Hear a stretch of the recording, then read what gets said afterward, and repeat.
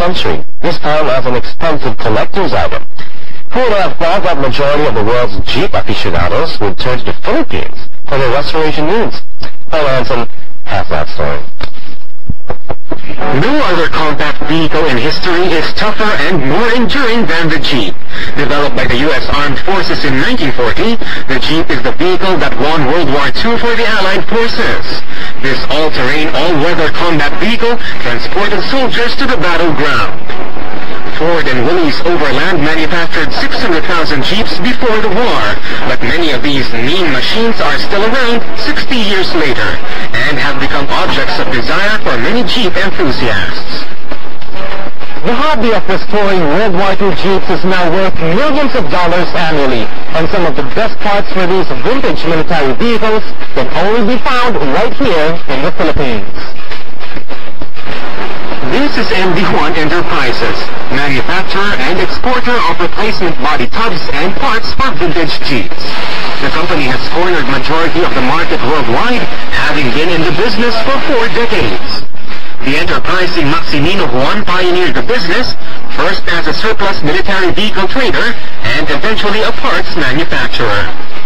Ang dami nilang pinroduce noon, so nagkaroon yung opportunity ng mga restorers o yung mga hobbies na bigyan ng buhay muli yung sasakyan nila. So ito yung nagbigay daan sa kampanya para magkaroon ng magandang negosyo. Now the MD Juan plant in Novaliches is among only a few in the world with the expertise and equipment to manufacture, among others, sheet metal parts like hoods, fenders, split rims, and flooring for vintage Jeeps. These Jeep replacement bodies retail in the US for $2,500 each. Yung hinahanap nila yung originality o yung authenticity. Kailangan mo ng technology noong 1941. Paano nila ginawa yung mga produkto, anong makina ang ginamit nila, anong molde ang ginamit nila.